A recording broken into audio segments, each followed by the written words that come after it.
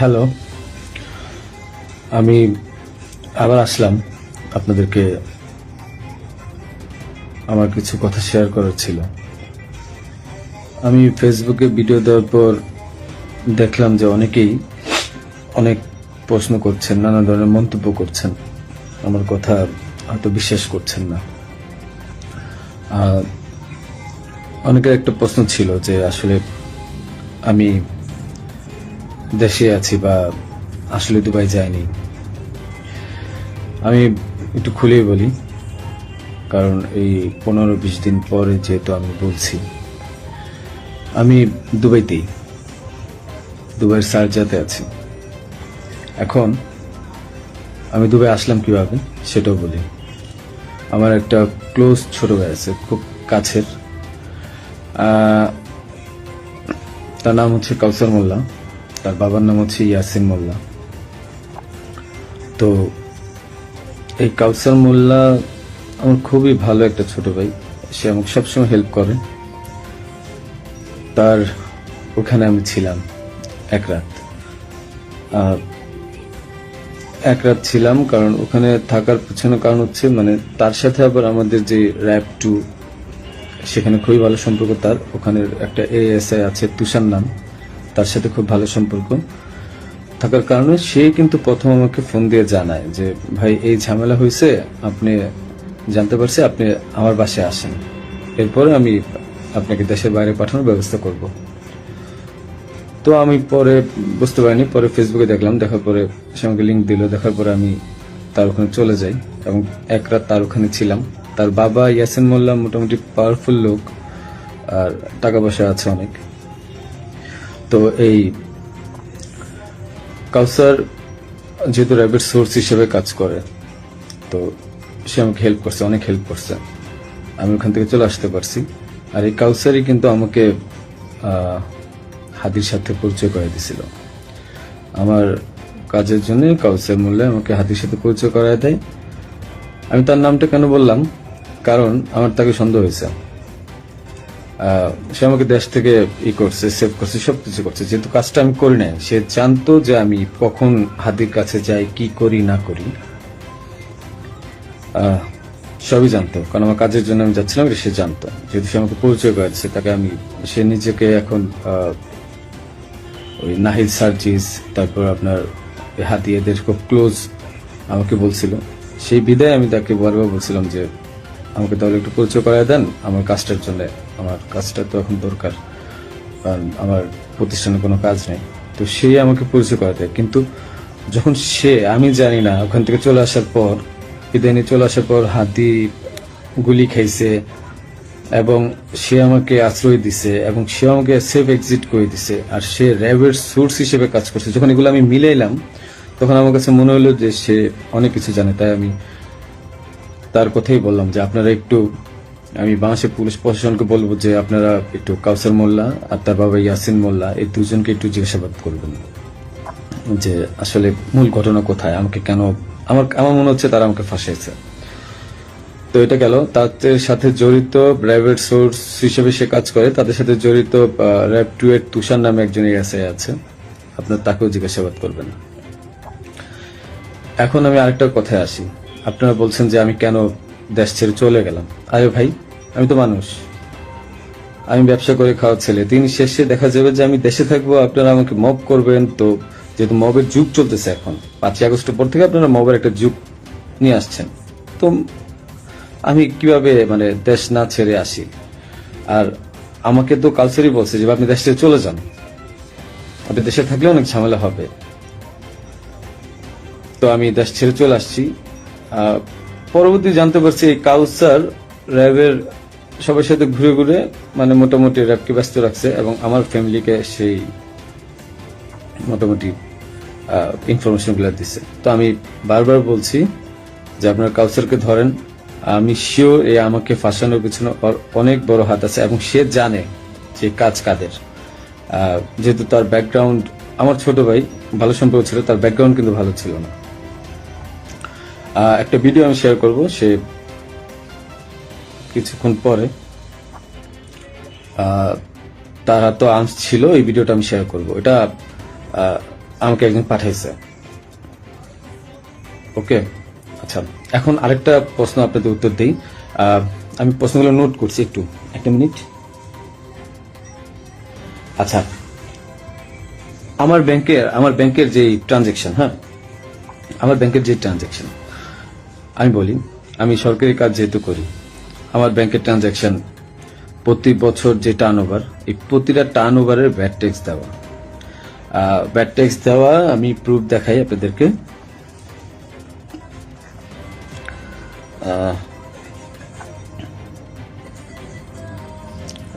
প্রতিটারই VAT tax দেওয়া। And আমি ব্যবসা করি 2010 সাল থেকে, তো আমি ট্যাক্স দেওয়া শুরু করেছি মেবি 14 সাল থেকে। হ্যাঁ, তো ওসব কাগজগুলো নাই, একটা দুটা বছরের খুঁজে পাইছি। এই যে দেখেন, 2022 সালে আমার 21 লাখ টাকা ট্যাক্স দেওয়া ছিল, এবং 2023 সালে আমার 66 লাখ টাকা, এবং এই বছর কিন্তু আমি 9 লাখ টাকা, ব্যবসা এত ভালো ছিল না, 9 লাখ টাকা আমি ট্যাক্স দিয়েছি। ঠিক আছে, আপনাদের আরো কিছু প্রশ্নের উত্তর দেব আমি। যে আপনারা বলছেন যে আসলে হাদি টাকা নেয় না, হাদি অনেক ভালো মানুষ। আমার যে 65 লাখ টাকা আপনারা বলছেন বাজেয়াপ্ত করবেন, এই 65 লাখ টাকা আমার দুইটা আইটি কোম্পানি থেকে আমাকে দেওয়া হয়েছে, এবং এটা পে অর্ডারের মাধ্যমে দেওয়া হয়েছে। আপনারা এগুলা আপনাদের যেই সিআইডি আছে তাদেরকে বলেন খুঁজে বের করতে। এটা আমার কামাই করা টাকা, তাদের সাথে আমার ব্যবসায়িক ডিল ছিল, বিদায় এই টাকা তা আমাকে দিছে। আর এখন ওই টাকাটা আমি এফডিআর করে দিয়েছিলাম আমার বাবুর জন্য, আমার ওয়াইফের নামে। ওই টাকাটা আপনারা বাজেয়াপ্ত করতে যাচ্ছেন, করেন, সমস্যা নাই। হাদিকে আমি 5 লাখ টাকা দিয়েছি, তার প্রমাণ হচ্ছে হাদি যখন আমার কাছে টাকা চায়, ঠিক এই টাকার উপরে আমি 5 লাখ টাকা লোন নিয়েছি ব্যাংক থেকে। আমার কাছে যদি ভাই 127 কোটি 218 কোটি টাকা থাকতো, তাহলে আমি কি লোন নিতে যেতাম? আমাকে খুব মিথ্যাভাবে ফাঁসানো হয়েছে। আমি এগুলোর সাথে জড়িত না, বাবা মা জড়িত না। ওখানে আপনি এনআরবিসিতে খবর নিবেন আপনারা যে আমি 5 লাখ টাকা লোন নিয়েছি, এবং লোন নিয়ে এই টাকা আমি হাদিকে দিয়েছি। কারণ সে আমাকে বলছিল যে কিসের ছাড়া, মানে অ্যাডভান্স ছাড়া সে কাজ করতে পারবে না। আরেকটা কথা, আপনারা বলতেছেন যে জাবের এত ভালো মানুষ, খুব ভালো মানুষ, মহৎ মানুষ, তারা টাকা নেয় না। জাবেরকে জিজ্ঞাসা করবেন, জাবেরকে ধরে এনে জিজ্ঞাসা করবেন যে এই গেঞ্জি বানায় দেওয়ার জন্য, 250 গেঞ্জি বানানোর জন্য কাকে বারবার ফোন দিছে, কার কাছে বারবার টাকা চাইছে। আমি ফয়সাল, আমার কাছে বারবার টাকা চাইছে ওরা।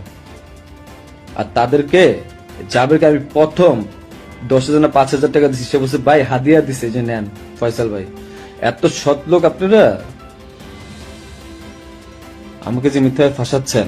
আমি গেছি ভাই কাজের জন্য, বানায় দিচ্ছেন খুনি।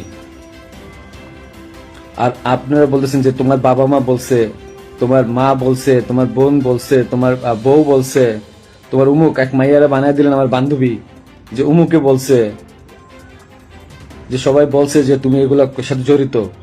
হ্যাঁ, আমি পাগল তো, যে আমি মানুষ মার্ডার করে আমি আমার বাসায় যাব, আমি মানুষ মার্ডার করে আমি আমার বাসায় যাব যেন 14 গোষ্ঠী ধরতে পারে। মানে আমি এত বড় বোকা, এত বড় পাগল? হ্যাঁ, মানে এটা তো মানুষের কমন সেন্স। আমি কেন বাসায় যাব? আমি একটা মানুষের মার্ডার করছি, আমি সোজা এক্সিট নিব, আমি কেন বাসায় যাব? তারপরে যে আপনারা বলতেছেন যে আমার মা বলছে, বাবা বলছে। আরে ভাই, আমি জেলখানায় খবর নিছি তাদের ওখানে যাওয়ার পর। আমি আমার আত্মীয় স্বজন থেকে জেলখানায় খবর নিছি যে আসলে কি হয়েছে। আমার ওয়াইফ বলছে, আমার বাবা মা সেম একই কথা বলছে, যে তাদেরকে বলা হয়েছে বারবার যে রিমান্ডে যদি 164 না দেন, তাহলে আমরা আবার আপনাদেরকে রিমান্ডে আনবো, এবং তখন কিন্তু আমরা টর্চার করবো। তাহলে কি করবে যারা জীবনে কোনোদিন প্রথম জেলখানায় গেছে? কি মানে এগুলো কি আপনারা কি পাইছেন? যে আমি ওরা মার্ডার করছি, প্রমাণ কোথায় আপনাদের কাছে যে আমি ওকে মার্ডার করছি? আপনারা কাউসারকে ধরেন, সে আমাকে কেন সেফ এক্সিটের ব্যবস্থা করে দিচ্ছে? সে কেন বারবার আমাকে হেল্প করছে? কেন আমার সাথে হাতের সাথে পরিচয় করে দিচ্ছে? He knows everything. তারপরে যে ব্যাড ট্যাক্স টাকা, একটা প্রমাণ দেখেন তো কোথা থেকে টাকা ঢুকছে? আর ভাই, আমার কামানো 65 লাখ টাকা আপনারা বাজেয়াপ্ত করে দিচ্ছেন। কেউ আমাকে টাকা দিছে? আমি ব্যবসা করে খাওয়াচ্ছিল। আপনারা বারবার আমি বলতেছি আপনাদেরকে যে এখানের সাথে আমি জড়িত না একটা পর একটা মিথ্যা ব্লেম দিচ্ছেন, যে কমেন্টের পর কমেন্ট গালাগালি করতেছেন, যা মন চাই করতেছেন। আর ভাই আপনাদের বাপ মারে ধরলো তো আপনার বাপ মা কি বলবে? হ্যাঁ,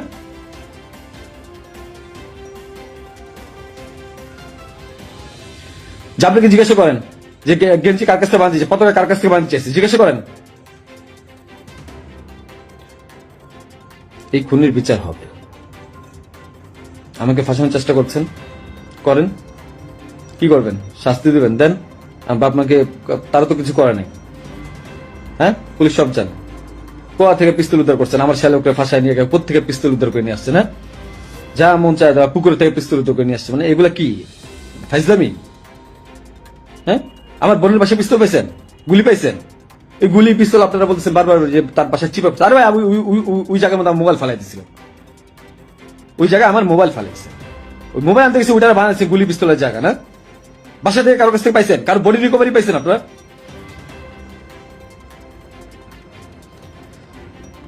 আপনি এদেরকে ধরেন,